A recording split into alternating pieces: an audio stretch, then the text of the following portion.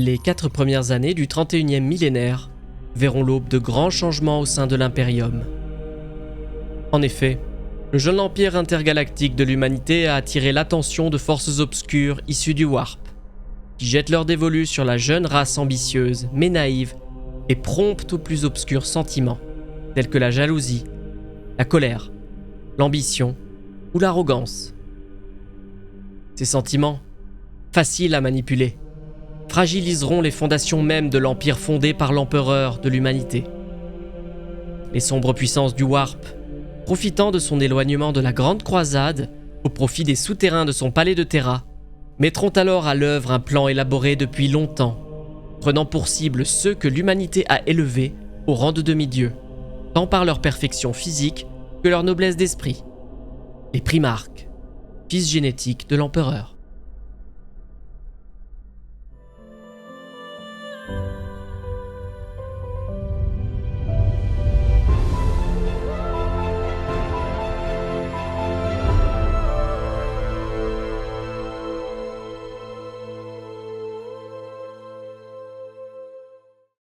La première année du 31e millénaire, la 52e flotte expéditionnaire des Iron Hands fait la rencontre d'une civilisation nomade composée d'humains et de Xénos, qui se fait appeler le Diasporex.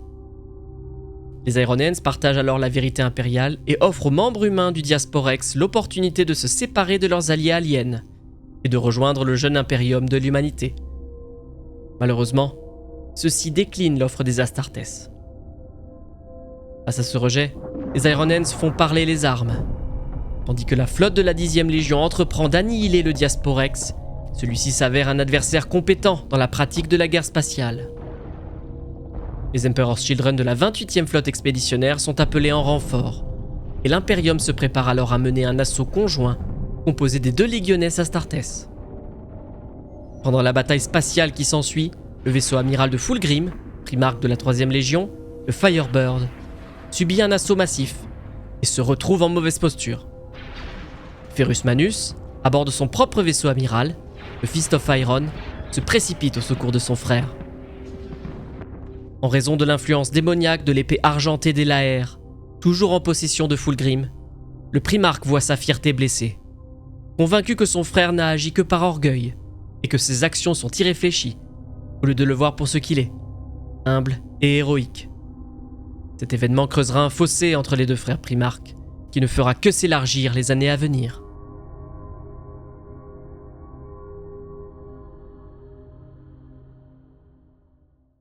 Ailleurs dans la galaxie, plusieurs Legiones Astartes se joignent à une action commune sur le monde verdoyant de 154-4, aussi appelé Ipsen. La population de ce monde est un rare exemple de coexistence entre les Aeldari et l'humanité. À la suite d'une inspection approfondie, il s'avère que les humains en question sont en fait des descendants du monde foyer des Salamanders de Nocturne. En effet, ce monde avait été libéré de la captivité Drukhari par leurs cousins des vaisseaux mondes. Durant la campagne d'Ipsen, le primarque des Iron Hands, Ferrus Manus, est temporairement porté disparu, tandis que 2 prophètes Aeldari tentent de lui montrer leur vision du futur et l'avertir de sa chute imminente. La Gorgone réfute ces visions et les considère comme un piège tendu par les Aeldari. Tandis que la population humaine de la planète résiste aux forces impériales, rejetant la vérité impériale qui leur est offerte par les Astartes, le primarque Vulcan n'a d'autre choix que de déclarer Ipsen et sa population irrémédiablement corrompus. Il ordonne que le monde soit purifié par le feu. Il renomme ensuite la planète défigurée Caldera, ressemblant désormais au monde mort de Nocturne. Caldera est alors prête à accueillir de nouveaux colons humains et à être exploités au profit de l'Imperium.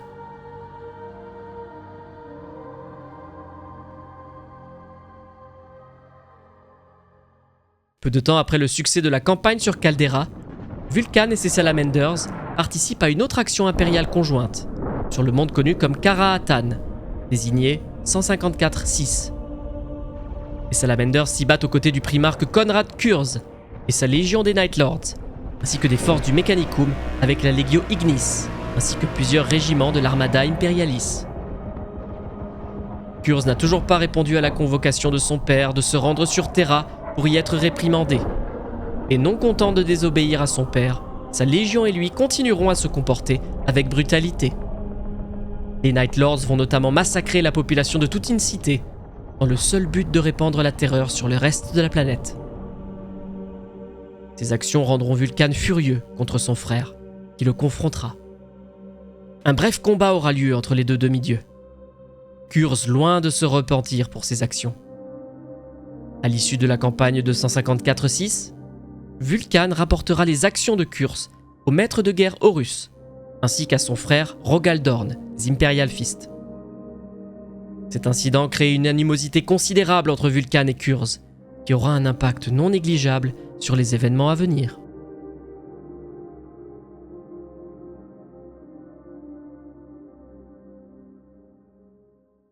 La deuxième année du nouveau millénaire, l'Alpha Légion achève la traque des orques, survivants de la croisade d'Ulanor. Ils suivent la trace de ceux-ci jusqu'à la ceinture de Kaivas, où les peaux vertes établiront des avant-postes sur les mondes alentours riches en minéraux, afin de se réarmer et panser leurs plaies. L'Alpha Légion demande alors des renforts au maître de guerre. Mais à l'issue de la sanglante campagne sur meurtre, les Luna Wolves sont réticents à se passer de davantage de leurs légionnaires et de vaisseaux pour la campagne d'Alpharius. Ce sont finalement les Blood Angels qui répondront à la requête de la 20e Légion. Sanguinius en personne à la tête d'une force de frappe considérable, afin de supporter les efforts de la 88e flotte expéditionnaire. Les estimations d'Alpharius indiquent que la campagne d'éradication des orques doit durer 5 années solaires, mais cela ne convient pas à Sanguinius. Il promet alors de conclure la campagne en une année solaire, et pour ce faire, il engage des vaisseaux issus de toutes les flottes expéditionnaires de sa légion. En un peu plus d'1 an, les orques sont totalement annihilés.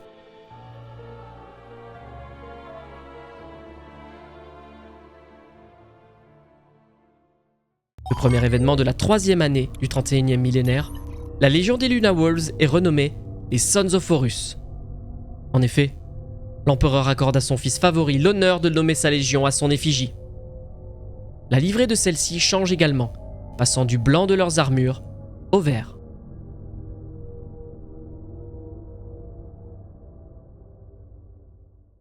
La même année, durant la campagne opposant l'Imperium à la société humaine extrêmement avancée de l'Interex, ses alliés Xenos appelés les Kinébraques, des aliens à l'allure simiesque, à la tête d'un large empire interstellaire au sein du Segmentum Pacificus, déchaînent toute leur panoplie d'armes basées sur le warp, créant des tempêtes warp localisées, des épidémies capables d'abattre des Space Marines en quelques minutes et d'autres phénomènes ésotériques inexpliqués. Les affrontements débutent lorsque l'Interex accuse l'Imperium d'avoir volé un artefact, l'Anathame Kinébraque, d'un musée local de Xenobia, une de leurs cités. Le vol est en effet commis par le premier chapelain des Worldbearers, Erebus, à l'insu du reste des forces impériales, qui réfutent les accusations de l'Interex et font appel aux armes face à l'insulte représentée par celle-ci. Erebus s'arrange ensuite pour que l'Anathame, une arme terriblement dangereuse, capable de blesser mortellement un primarque de l'Imperium, trouve son chemin jusqu'au gouverneur planétaire Eugène Temba, fidèle ami du maître de guerre, ayant tristement succombé aux murmures insidieux du dieu du chaos, Nurgle. Le gouverneur renégat, sous l'influence de ses nouveaux maîtres, va faire basculer son monde, situé sur la lune de Davin, dans la rébellion ouverte avec l'Imperium.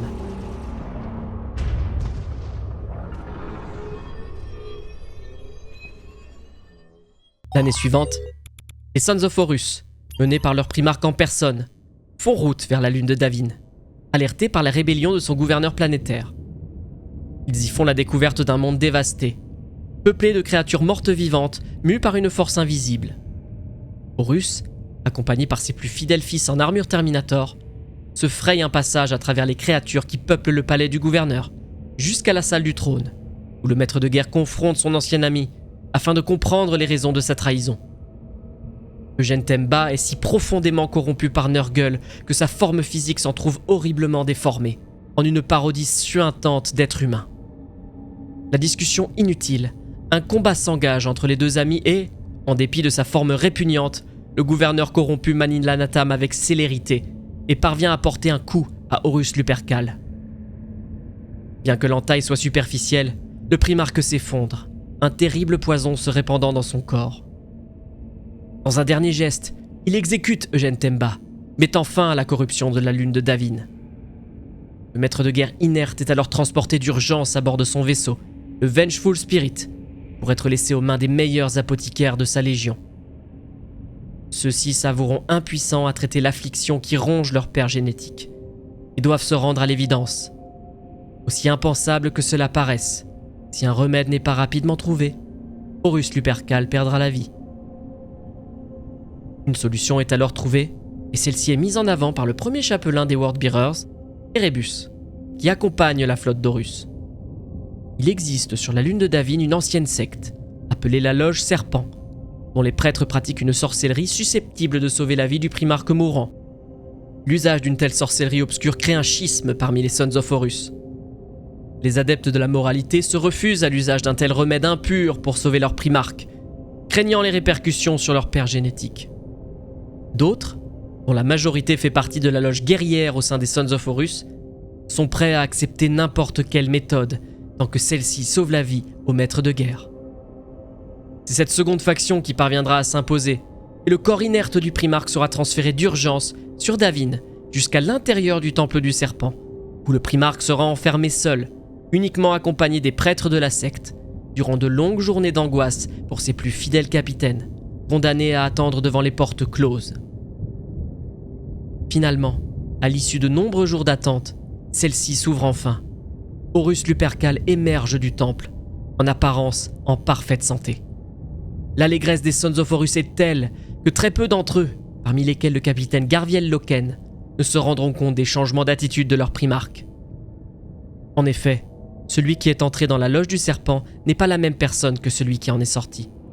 L'Imperium en fera la terrible découverte dans les années à venir.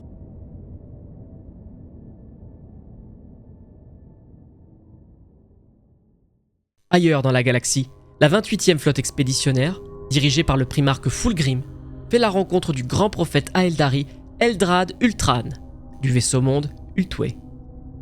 La rencontre a lieu sur le monde vierge de Tarsus, un monde paradisiaque créé par les Aeldari avant la chute de leur civilisation. Le grand prophète tentera d'avertir le primarque des Emperor's Children de la corruption du maître de guerre, causée par la sorcellerie chaotique de la loge du serpent, après avoir été blessé par l'Anathame. Fulgrim réagit avec violence aux accusations de l'Aeldari, en raison de sa proximité avec le primarque des Sons of Horus. Sa colère est amplifiée par les murmures insidieux de la lame des Laer, qui le poussent à rejeter les propos du grand prophète et à lancer une attaque sans sommation sur les Aeldari, avec sa garde phénix. Dans la bataille qui s'ensuit, les Emperor's Children terrassent un Wraith Lord, révéré par les Aeldari, Kiraen Goldhelm, ainsi qu'un puissant avatar de Kane, le dieu de la guerre à Aeldari. Eldrad Ultran, qui réalise alors que le chaos a déjà commencé à exercer son influence sur un autre des primarques humains, est forcé de battre en retraite, abattant toutefois l'ensemble de la garde d'élite Phénix, avant de se retirer. Fulgrim, persuadé par la sombre influence de son arme que les Aeldari poursuivent de sombres desseins, ayant pour objectif de diviser l'Imperium afin de le conquérir, ordonne la destruction de plusieurs des mondes vierges Aeldari en faisant usage de terribles bombes virales.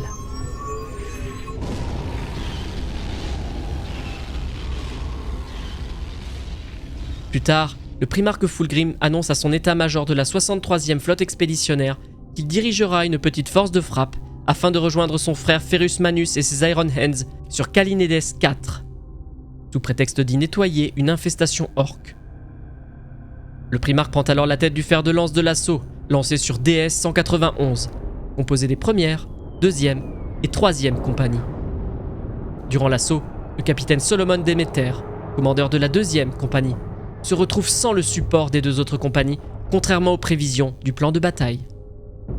Sa ligne de front trop étirée, sa compagnie menace d'être isolée des autres forces des Emperor's Children, puis détruite.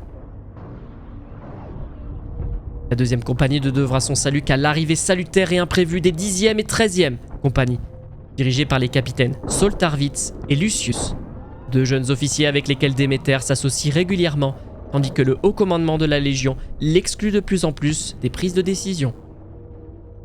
L'abandon intentionnel de la deuxième compagnie au combat par les premières et troisième compagnies, dirigées par les capitaines Caesoron et Vaerocean, est remarqué par le seigneur commandeur Vespasian. Il se sent contraint d'agir afin de dénoncer ces actes déshonorants. Malheureusement pour lui, l'abandon de la deuxième compagnie est ordonné par Fulgrim en personne, de plus en plus influencé par son épée démoniaque, conscient que certains de ses officiers ne le suivront pas sur la sombre voie sur laquelle il s'engage. Vespasian est alors assassiné par son propre père génétique, corrompu par le chaos.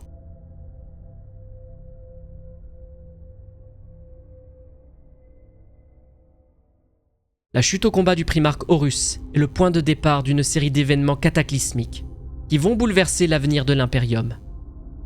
L'une après l'autre, toutes les initiatives visant à prévenir une catastrophe seront mises en échec, tandis que ceux-ci peuvent apparaître comme une succession de coïncidences.